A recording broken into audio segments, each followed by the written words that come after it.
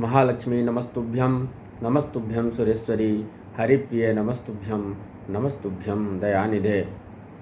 धनतेरस और दीपावली महापर्व की आप सभी को बहुत बहुत शुभकामनाएं। हमारे यूट्यूब चैनल में आप सभी का स्वागत है। उपस्थित हैं हम आज महालक्ष्मी पूजन से संबंधित कुछ जानकारी लेकर।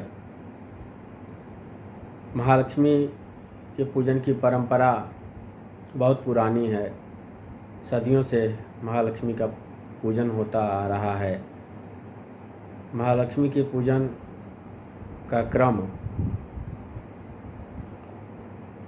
आदिकाल से चला आ रहा है। स्वयं भगवान श्री कृष्ण के द्वारा महालक्ष्मी के पूजन का विधान मिलता है। स्वयं ब्रह्मा जी, भगवान शिव, देवराज इंद्र, सभी देवताओं ने महालक्ष्मी का पूजन किया है। सर्वप्रथम जब समुद्र मंथन से महालक्ष्मी का प्राकट्य हुआ, जब माता महालक्ष्मी समुद्र मंथन के द्वारा प्रकट हुई, उनके प्रकट होने के समय भागवत जी में वर्णन मिलता है।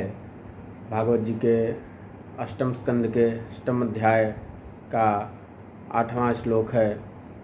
ततश्चाभिर्भूत साक्षात् श्रीरमा भगवत्परा रंजयन्ती दिशः कांत्या विद्युत सौदामिनी यथा। यानी महालक्ष्मी महामाया भगवती के प्रकट होते ही ततश्चाभिर्भूत साक्षात् श्रीरमा भगवत्परा, श्री रमा जो भगवान की पराशक्ति हैं, जो नित्य हैं, ऐसी महालक्ष्मी के प्रकट होते ही रंजयंती दिशः कांत्या विद्युत सौदामिनी यथा। जैसे बिजली से दसों दिशाएं चमकने लगती हैं, इसी प्रकार महालक्ष्मी के शरीर से ऐसी ज्योति निकल रही थी, उनके शरीर की ऐसी आभा थी जिससे दसों दिशाएं चमक उठी। महालक्ष्मी के स्वरूप का वर्णन करना असंभव है। उनकी कृपा के बिना कोई सुंदरता नहीं पा सकता। सौभाग्य की देवी हैं, धन की देवी हैं। ज्योतिष शास्त्र में जो 12 भावों का वर्णन मिलता है, उसमें लग्न से शरीर का विचार करते हैं, लेकिन लग्न के बाद जो अगला भाव, दूसरा भाव आता है, उससे धन का विचार करते हैं। अर्थात शरीर को सर्वप्रथम धन की आवश्यकता होती है। जब ही मनुष्य जन्म लेता है तो जन्म के बाद सर्वप्रथम उसे धन की आवश्यकता है। बिना धन के शरीर का पालन असंभव है। सर्वे गुणा कांचनमाश्रयन्ति। जिसके पास धन है, ऐसे व्यक्तियों में सभी गुण आने लग जाते हैं। जिसके पास धन है वो कुछ भी कर लेता है। सभी अवगत हैं इस महत्व से। धन के बिना कुछ भी संभव नहीं है।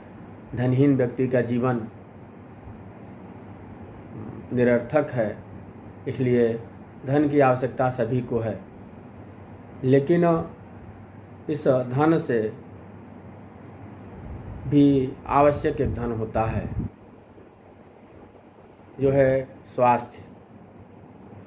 स्वास्थ्य से बड़ा धन और कोई नहीं होता है। लेकिन स्वास्थ्य की रक्षा के लिए भी धन की आवश्यकता है, और धन अर्जित करने के लिए स्वस्थ रहना भी आवश्यक है।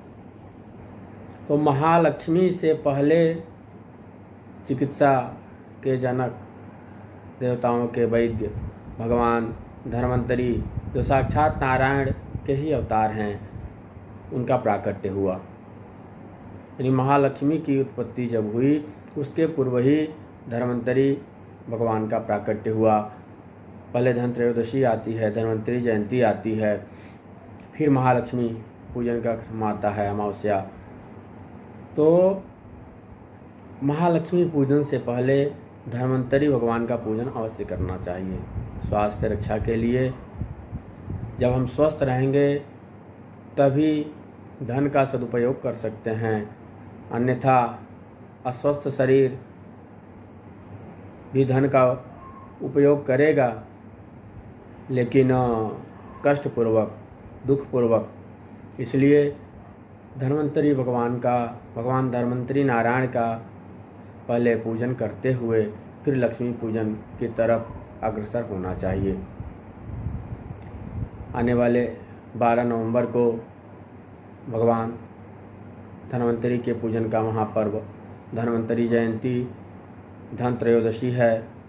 इस दिन सायंकाल भगवान धन्वंतरी का पूजन अवश्य करना चाहिए। भगवान धन्वंतरी के साथ साथ महालक्ष्मी का भी पूजन करना चाहिए। और फिर भगवान धन्वंतरी के पूजन के बाद अगले क्रम में दीपावली को यानी अमावस्या के सायंकाल प्रदोष काल में महालक्ष्मी के पूजन का विधान है। वैसे तो प्रदोष में ही महालक्ष्मी के पूजन का विधान है, गोधूली बेला में, उसी समय महालक्ष्मी का प्राकट्य हुआ था। लेकिन व्यापारी वर्ग या गृहस्थ वर्ग, जो लोग भी घर में या अपने व्यापारिक प्रतिष्ठान में, दुकानों में, कार्यालयों में या अपने फैक्ट्रियों इत्यादि में जहाँ भी महालक्ष्मी का पूजन करते हैं, तो अन्य लग्नों में पूजन का भी क्रम मिलता है। अपनी राशि के अनुसार बहुत से लोग, सभी लोग चाहते हैं कि कौन सा समय हमारी पूजा के लिए अच्छा हो, किस समय हम महालक्ष्मी का पूजन करें, किस लग्न में महालक्ष्मी को ले आएं, उनकी मूर्ति की स्थापना करें कि स्थिर लक्ष्मी की प्राप्ति हो, धन की वृद्धि हो। 12 राशियों में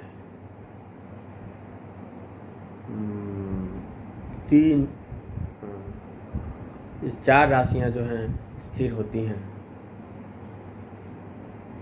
यानी 4 स्थिर लग्न हैं, 4 दिशोभाव और 4 चर लग्न हैं। तो जो 4 स्थिर लग्न हैं, वृष, सिंह, वृश्चिक और कुंभ, उनमें से एक तो प्रातःकाल ही आ जाता है। वृश्चिक लग्न प्रातःकाल ही आ जाता है। तो इस बार प्रातःकाल दीपावली के दिन चतुर्दशी तिथि है, तो प्रातःकाल वृश्चिक लग्न में चतुर्दशी में पूजन का विधान नहीं है। अमावस्या में ही महालक्ष्मी के पूजन का विधान मिलता है।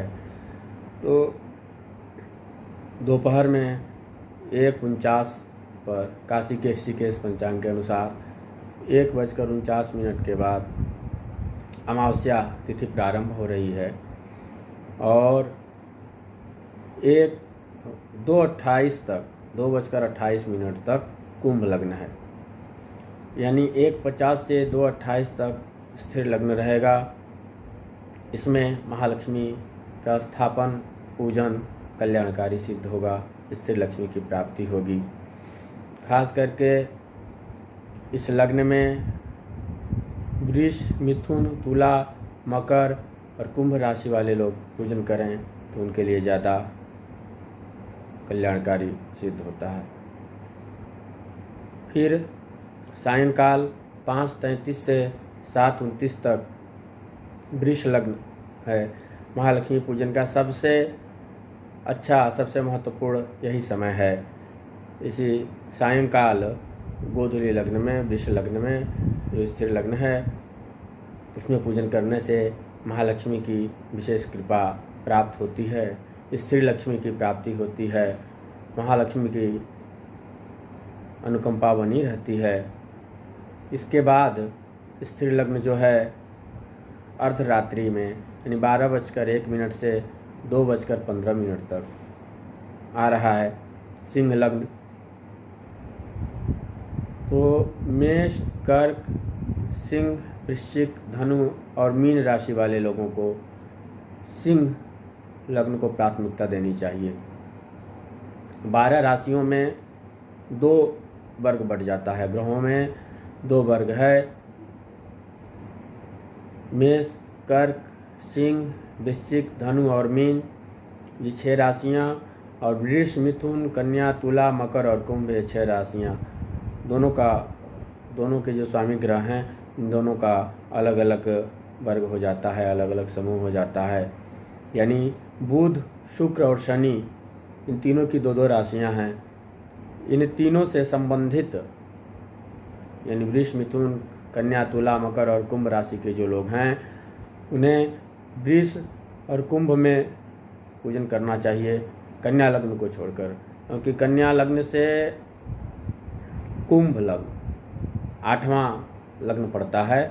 तो कन्या राशि वाले वृष लग्न में ही पूजन करें, लेकिन बाकी लोग कुंभ लग्न में भी कर सकते हैं। वृष, मिथुन, कन्या, तुला, मकर, कुंभ, ये सभी राशि के लोग वृष लग्न में भी पूजन कर सकते हैं। और कन्या राशि को छोड़ करके यानी वृष, मिथुन, तुला, मकर और कुंभ राशि के लोग कुंभ लग्न में भी पूजन कर सकते हैं। मेष, कर्क, सिंह, वृश्चिक, धनु और मीन राशि के लोग सिंह लग्न में यानी 12 बजे रात से 2:15 बजे रात तक पूजन करें तो उनके लिए ज़्यादा अच्छा रहेगा।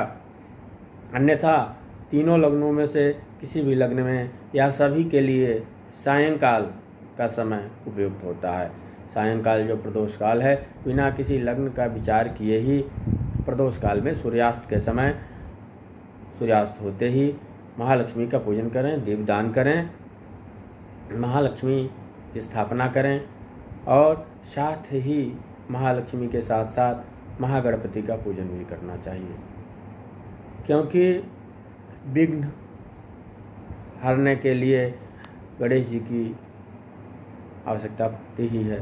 बिना गणेश जी के विघ्न दूर नहीं होते।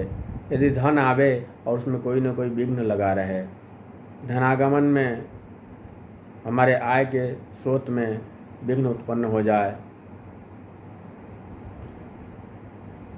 धन वृद्धि में रुकावट पैदा हो, तो उसे गणेश जी ही दूर करते हैं। सर्वप्रथम गणेश जी का पूजन करते हुए जिस विधि से सभी लोग पूजन करते हैं, प्रायः सभी लोगों को पूजा की विधि पता है, निरंतर हर वर्ष सभी लोग पूजन करते ही आ रहे हैं। इसलिए पूजन विधि का बहुत विस्तार पूर्वक वर्णन करने की कोई आवश्यकता नहीं समझते। सभी के यहाँ ब्राह्मण आते हैं, पूजन कराते हैं या स्वयं से लोग करते हैं। समय का महत्व है।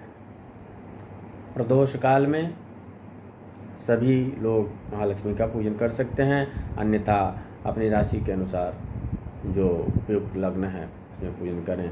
लेकिन महालक्ष्मी पूजन से पहले भगवान धन्वंतरी का पूजन धनत्रयोदशी को, धन्वंतरी जयंती को अवश्य करना चाहिए। साथ ही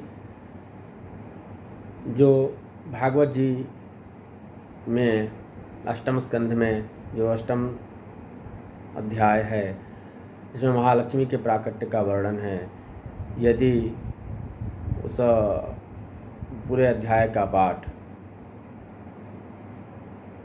ब्राह्मण से करवाया जाए या जो लोग स्वयं से कर सकते हो करें, तो शीघ्र महालक्ष्मी की कृपा प्राप्त होती है। भगवान राम के राज्याभिषेक के समय भी दीपावली पूजन, दीपोत्सव का वर्णन मिलता है। उसमें पूरे अयोध्या को सजाया गया। सिंहासन पर त्रिभुवन साईं, देख सुरन दुंदुभि बजाई, राम राज बैठे त्रैलोका, हर्षित भये गए सब शोका। तो भगवान राम के राज्य का जो वर्णन है रामचरितमानस में या वाल्मीकि रामायण में, इसका पाठ करना भी बहुत ही कल्याणकारी होता है। धन वृद्धि के लिए बहुत ही प्रभावशाली उपाय है। यदि राम राज्य का जो वर्णन है उत्तरकांड में, भगवान राम के राज्याभिषेक का जो वर्णन है,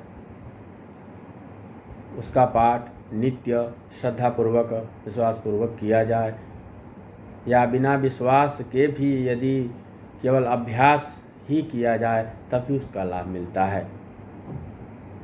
जहाँ जहाँ भी महालक्ष्मी यानी रामावतार में महालक्ष्मी भगवती माता जानकी के रूप में हैं। जब विवाह के बाद मिथिला से भगवती महालक्ष्मी माता जानकी अयोध्या आई हैं, उस समय भी रामचरितमानस में तुलसी बाबा लिखते हैं कि जब ते राम ब्याहि घरे आए, नित नव मंगल मोद बधाए। भुवन चारि दस भूधर भारी, सुकृत मेघ बरसई सुखवारी। रिधि सिद्धि संपत्ति नदी सुहाई, उमग अवध अम्बुधि कहूँ। ये अयोध्या कांड के प्रारंभ की 8 चौपाइयाँ हैं। श्री गुरुचरण सरोज रज, ये जो दोहा है, इसके बाद की 8 चौपाइयाँ हैं।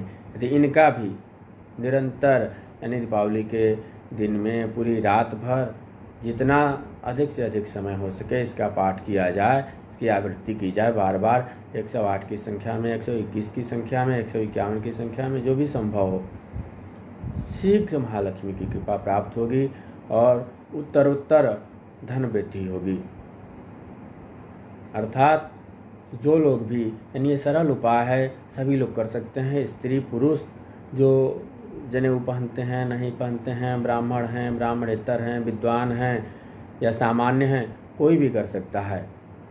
कुछ और जो वैदिक विधियां हैं और जो उपाय हैं वो कुछ विशेष लोगों के द्वारा ही होना चाहिए, ब्राह्मणों के द्वारा ही होना चाहिए, ऐसा विधान होता है। लेकिन ये जो उपाय हैं ये सभी लोग कर सकते हैं। यानी अयोध्या कांड के प्रारंभ की 8 चौपाइयों का निरंतर पाठ 108 की संख्या में दीपावली के दिन महालक्ष्मी के पूजन के बाद आप रात्रि में, सायंकाल, जैसे भी हो, एक बार बैठ के या 2-3 बार में थोड़ा थोड़ा देर बैठ के करिए। और उत्तरकांड में जो भगवान राम के राज्य का वर्णन है, सिंहासन पर त्रिभुवन साईं, देख सुरन दुंदुभि बजाई।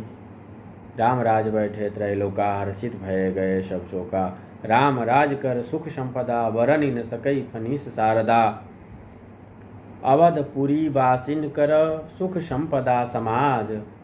सहस शेष नहीं कहि सकहीं, जहाँ नृप राम विराज। रमानाथ जहाँ राजा, सो सुख वरन की जाय।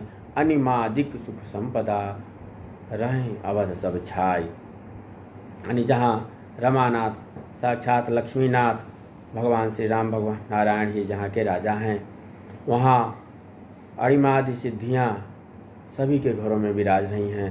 किसी को भी किसी चीज़ की कमी नहीं है, सभी लोग सुखी हैं, सब संपन्न हैं। राम राज कर सुख संपदा, वरन न सकई फनीस शारदा। यानी 1000 मुख वाले भगवान शेषनाग और माता सरस्वती भी राम राज्य की सुख संपत्ति का वर्णन करने में असमर्थ हैं। तो इस राम राज्य का वर्णन यदि हम दीपावली की रात में बैठ के करते हैं, अपने घर में या अपने व्यापारिक प्रतिष्ठान में, ऑफिस में, कहीं भी जहाँ भी सुविधा हो, जहाँ भी कर सकें वहाँ करें। जो लोग भी आसानी से कर सकें सभी लोग कर सकते हैं। नित्य भी इस पाठ को किया जा सकता है दीपावली से प्रारंभ करके। इससे उत्तरोत्तर महालक्ष्मी की कृपा प्राप्त होती है और शीघ्र धन वृद्धि होती है। भगवती महालक्ष्मी सभी का कल्याण करें, सभी के भंडार भरें, सभी के ऊपर महालक्ष्मी की कृपा बनी रहे, भगवान धन्वंतरी नारायण की कृपा बनी रहे, सभी स्वस्थ रहें, गणेश जी सभी के विघ्नों को दूर करें। आज के लिए बस इतना ही। जय विश्वनाथ, जय जगदम्ब।